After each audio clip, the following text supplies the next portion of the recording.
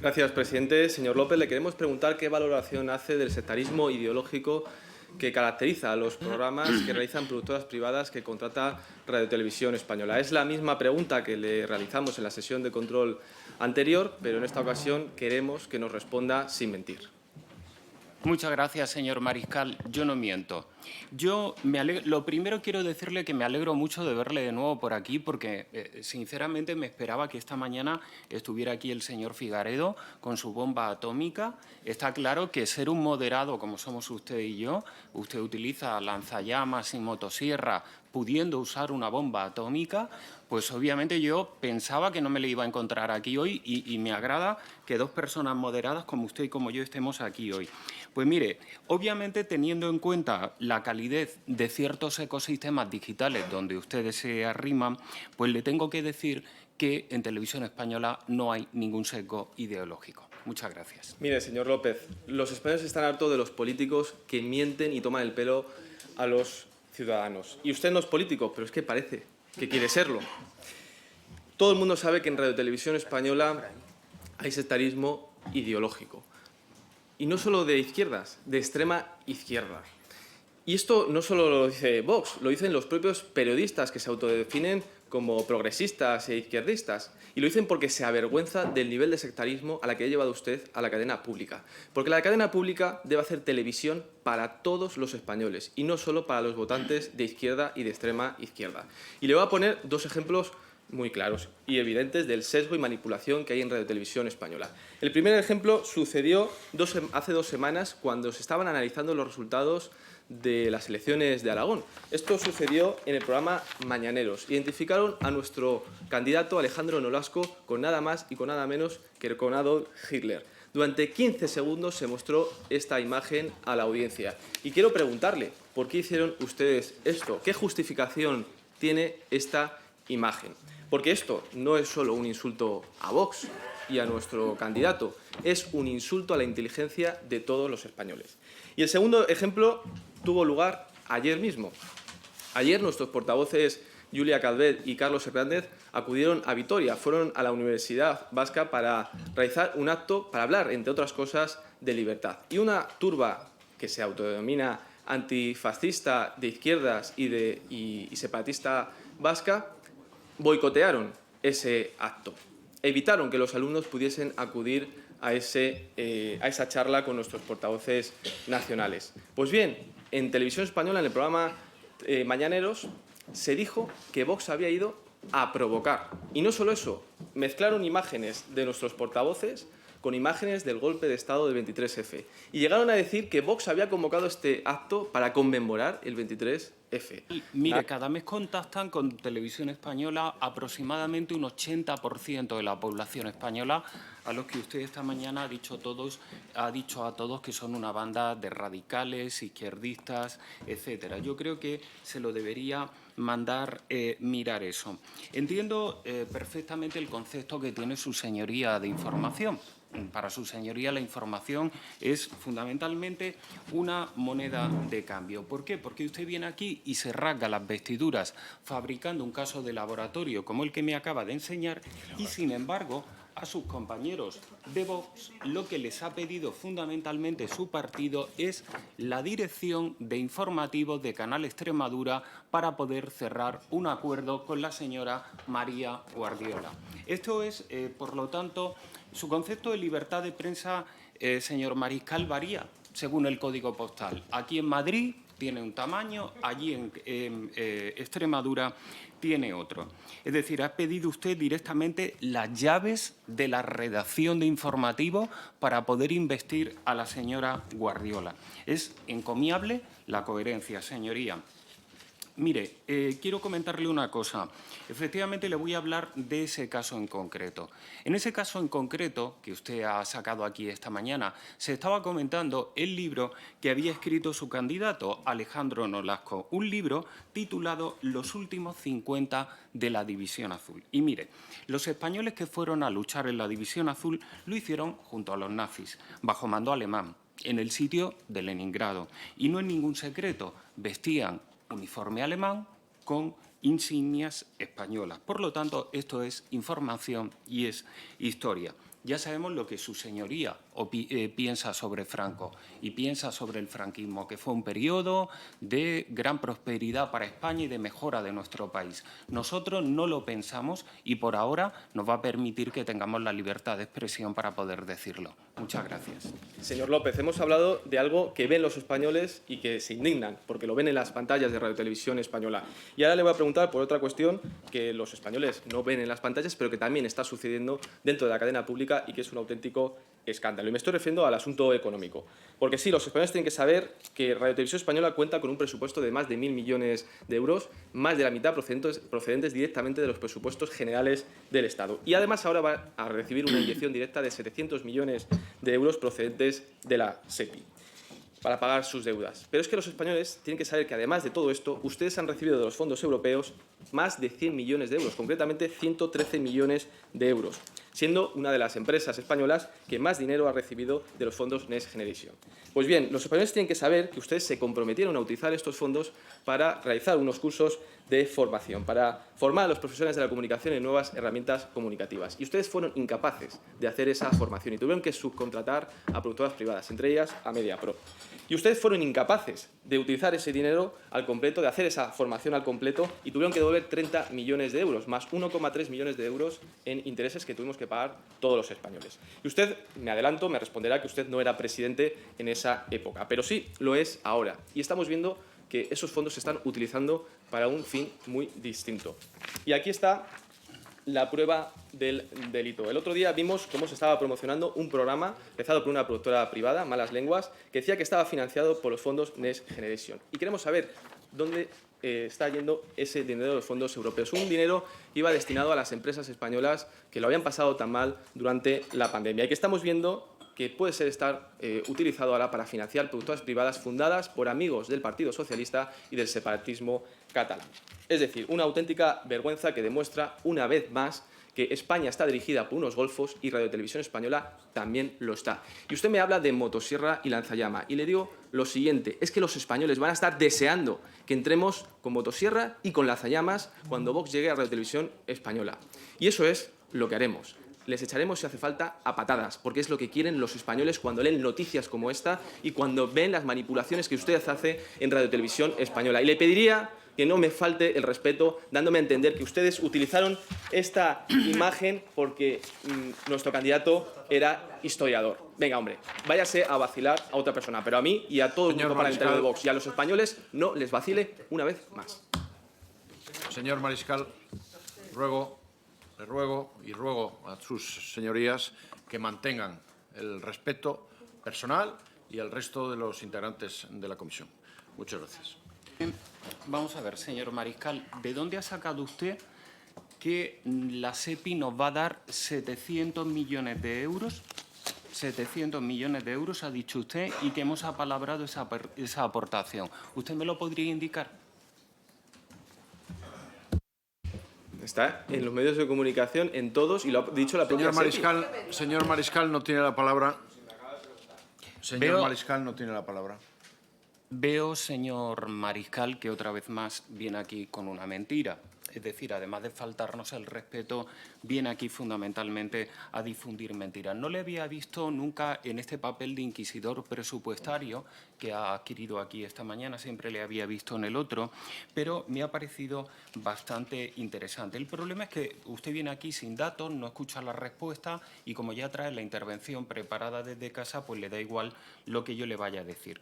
Mire, el proyecto ha superado ya más del 100% de su ejecución. Y por otra parte tenemos los fondos Next Generation, donde teníamos una cantidad de 20,5 millones de euros, que van fundamentalmente destinados a subvencionar programas de televisión destinados a capacitación digital del público que ve este tipo de programas. Y, por otra parte, píldoras divulgativas o acciones transversales que se incluyen en toda la programación de Televisión Española. Mire, concretamente eso que me ha enseñado se viene haciendo desde hace más de 3 años. Pero su señoría se dio cuenta la semana pasada cuando lo vio en algún tuit o en alguna fuente de desinformación de las que ustedes habitualmente consultan. Porque, claro, usted se informa a través de redes sociales y corre el riesgo de creerse los propios bulos que fabrican ustedes mismos.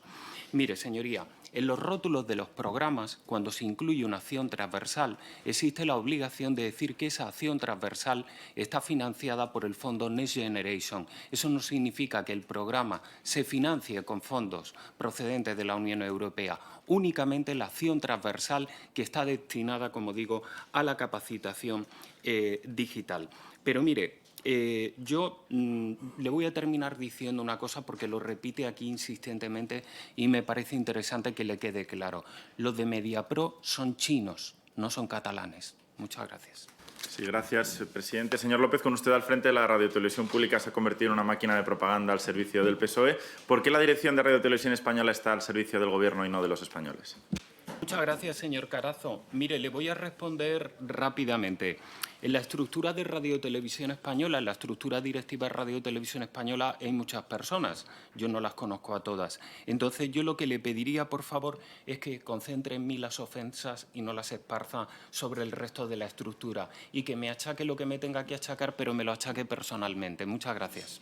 Ofensas no, descripciones, pero así lo haré, señor López. Mire, ya sabe que me gusta poner ejemplos concretos sobre su manipulación y me gusta porque además usted nunca los puede rebatir si no es recurriendo al itumas autonómico. Hoy le quiero traer tres. El primero, durante la comparecencia de Sánchez en el Congreso sobre los accidentes ferroviarios que han costado la vida a 47 personas, Javier Ruiz comenzó a decir en Mañaneros que Feijóo mentía. Después Sánchez subió a la tribuna a hacer la réplica y repitió exactamente el mismo argumento. Feijóo demostró después que decía la verdad, pero eso a Telepedro ya le dio igual. Yo ya no sé si es que a Ruiz le pasan el argumentario del PSOE, si es que Ruiz le hace los argumentarios al PSOE o tienen conexión mental como Lord Voldemort y Harry Potter. El segundo, usted presume de pluralidad de tertulianos, pero omite que tienen al árbitro comprado, porque los presentadores opinan en contra de lo que dice el manual de estilo de Radiotelevisión Española y opinan siempre a favor del PSOE. Hoy mismo, en la hora de la 1, en la tertulia, no se ha tratado la noticia del día, que es que Adif retiró pruebas de Adamuz sin autorización judicial. Le han dado sus propios informativos y durante un minuto en la hora de la 1, pero no en la tertulia. Pero claro, había temas de mayor actualidad como criticar a Amazon con entrevistas a Pilar Bernabé y a Baldoví. Y tercero, la omnipresencia del Gobierno en Radiotelevisión Española. Mire, solo en el mes de noviembre, y leyendo lo que usted mismo nos ha contestado a los parlamentarios del PP, aquí está su firma para que no me diga luego que son bulos, han entrevistado el 3 de noviembre a Diana Morán en Radio Nacional de España. El 4 de noviembre, Diana Morán en Malas Lenguas y Mónica García en Malas Lenguas. El 6 de noviembre, Óscar López en Mañaneros. Sara Gessen 2 veces en Radio Nacional de España. Mónica García en Radio Nacional de España. El 8 de noviembre, Sira Rego en Radio Nacional de España. El 11 de noviembre, Diana Morán en Malas Lenguas. El 12 de noviembre, Diana Morán en Mañaneros. El 13 de noviembre, Pilar Alegría en Mañaneros. Pablo Bustunduy en Malas Lenguas. Óscar López en Malas Lenguas. Pedro Sánchez en Radio Nacional de España. El 17 de noviembre, Mónica García en la hora de la 1. Diana Morán en Mañaneros. Mónica García en Malas Lenguas. El 18, Diana Morán en la hora de la 1. Mónica García en Mañaneros. Álvarez en Radio Nacional de España. El 19, Diana Morán en Radio Nacional de España. Sira Rego en Radio Nacional de España. Ángel Víctor Torres en La Noche en 24 horas. El 20, Ernest Urtasun en la hora de la 1. El 21, Óscar López en Mañaneros. Pilar Alegría en Malas Lenguas. Y doblete, Óscar López en Malas Lenguas. El 24, Pilar Alegría en la hora de la 1. Yolanda Díaz en Mañaneros. El 25, Ana Redondo en Radio Nacional de España. El 26, Ana Redondo en la hora de la 1. El 27, Urtasun en Mañaneros. Morán en Radio Nacional. Morán en La Noche en 24 horas. Y el 28, Mónica García en Radio Nacional. Elma Sainz en Radio Nacional y en la 2. Y José Manuel Álvarez en Radio Nacional. Mire, termino ya. Yo entiendo que el Gobierno tiene que estar en la radiotelevisión pública, pero es que hay algún ministro que va a necesitar despacho en Prado del Rey. Mire, yo sé que ustedes no van a parar porque su misión es sostener al Gobierno. Son como la orquesta del Titanic televisada que sigue tocando mientras el Gobierno se hunde, pero este Gobierno ya no hay quien lo sostenga. Nosotros lo vamos a seguir denunciando en esta comisión. Nada más y muchas gracias. Muchas gracias, señor Carazo. Tomé un poco de agua porque leer tan rápido siempre deja la garganta seca. No da tiempo. Mire, le voy a resumir rápidamente por qué no entrevistamos a más cargos del PP. ¿Sabe por qué? Porque ustedes nos han vetado. Ustedes nos han vetado y el primero que no quiere venir a Radiotelevisión Española es su jefe, el señor Feijóo, al que hemos invitado en reiteradas ocasiones a que venga y lo ha rechazado. Pero mire, sin saltarme ningún aspecto puramente confidencial, le voy a decir otra cosa. Un alto cargo de su partido me ha dicho literalmente que la Dirección Nacional no le permite venir a Radiotelevisión Española a conceder una entrevista. Y usted viene aquí a decirme ahora que no hay cargos del Partido Popular entrevistados en Radio Televisión Española. Mándeselo mirar esto, porque, mire, señoría, creo que sería interesante que revisaran todas las invitaciones que diariamente se les hacen y que ustedes, pues obviamente, no aceptan. Pero mire, ahora que me habla también del tema de la pluralidad, quiero recordarle una cosa que dije aquí una vez y que pasó desapercibida, ¿no? A mí solo me han dado una vez una lista para acabar con la pluralidad en un medio público, solamente una vez. Y era una lista que ponía, estaba llena de nombres de periodistas, todos muy conocidos, y ponían: entran, salen, se quedan y nos da igual. Si quiere, un día me pregunta por esa lista y podemos tener un debate de cómo se acaba con la pluralidad en los medios públicos. Pero mire, en el poco tiempo que me queda, le voy a decir una cosa. Radio Televisión Española, por todas sus cifras, que en este momento no me da tiempo a desarrollar aquí, vale hoy más que hace 2 años. No solamente por su cuota de pantalla, sino fundamentalmente por su influencia social. Y mire, si le interesan las televisiones sometidas a los intereses del Gobierno, hable con esta señora que a lo mejor le conoce. Se llama Ana Pérez y trabaja en la Televisión de Galicia. Y dice: si levantas la voz, te castigan. Esto no pasa en Radio Televisión Española. Muchas gracias. Gracias, presidente. Falso. Y usted lo sabe, que es absolutamente y rotundamente falso. Van cargos del PP. Pero claro, ustedes nos invitan con el terreno inclinado y el árbitro comparado. A lo que está usted acostumbrado es a vetar la imparcialidad y el rigor. Eso sí que es lo que está usted vetando. Mi pregunta: ¿respeta a los trabajadores de Radio Televisión Española?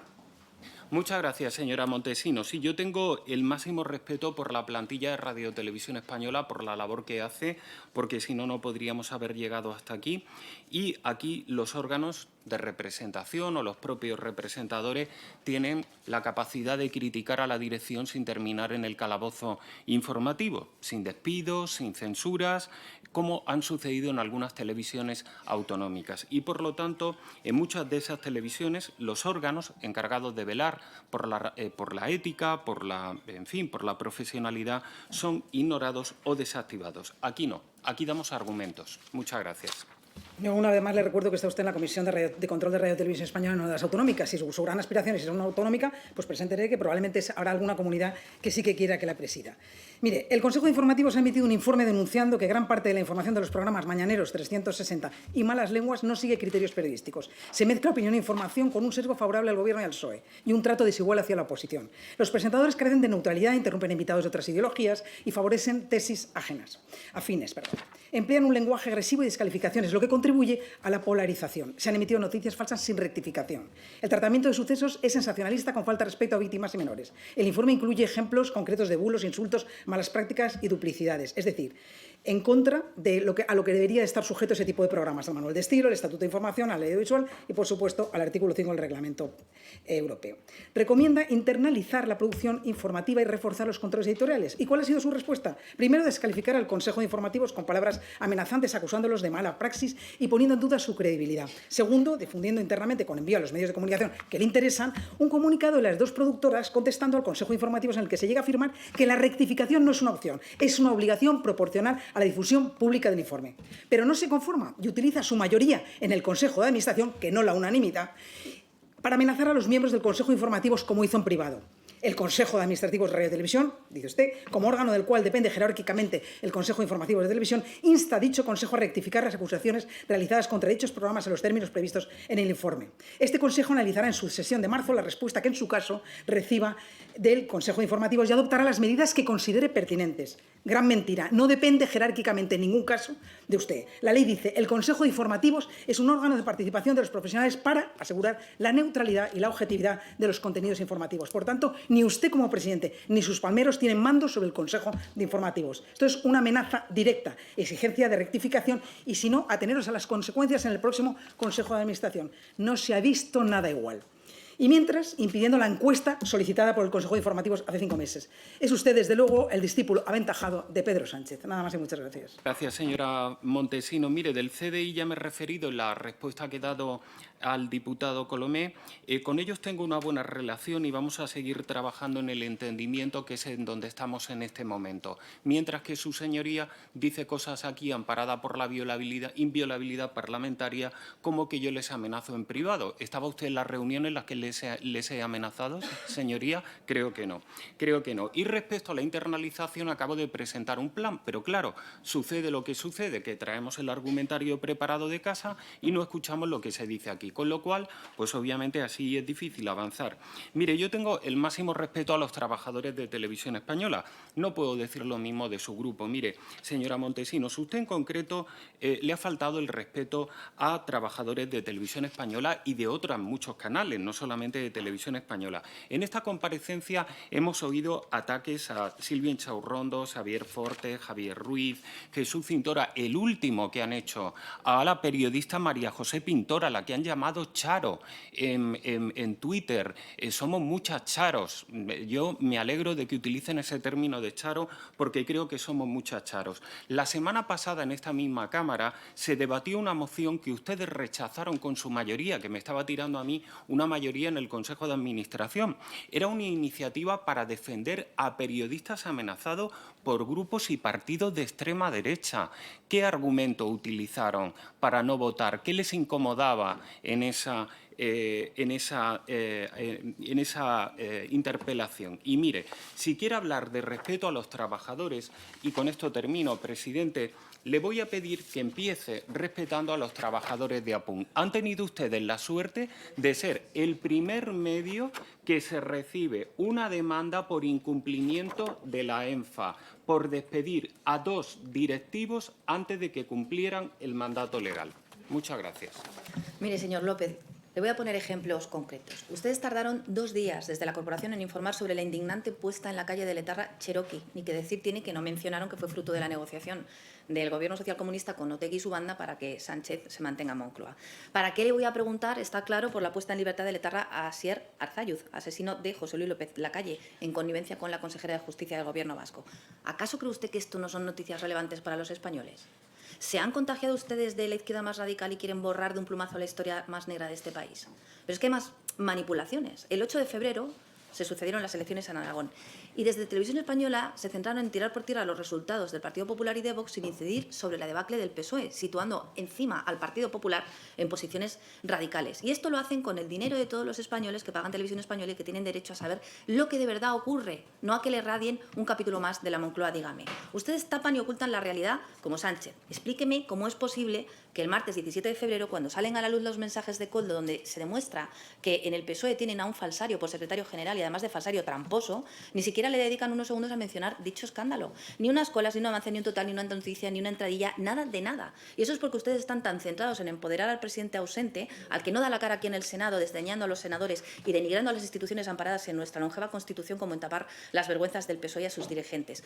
Y además, en propagar todo aquello que pueda hundir al gobierno de la presidenta Ayuso. Ustedes crean un Me Too en la política con casos del Partido Popular cuando tienen el escándalo del Tito Verne, las prostitutas de Ábalos, casos en Torremolinos, en Valencia. Yo diría que deberían de rotular con el Me Too socialista, ¿no? Porque practican un sectarismo informativo evidente y ponen la corporación al servicio de los intereses de Sánchez. Está claro que en Telepedro no solamente ocultan, sino que también minimizan los escándalos graves que salpican al presidente, y su dirección, siento decírselo, señor López, es cómplice, así de simple, mientras crean relatos también para desprestigiar al Partido Popular. Y así de contundente se lo digo. Equidistante no es, ¿no cree?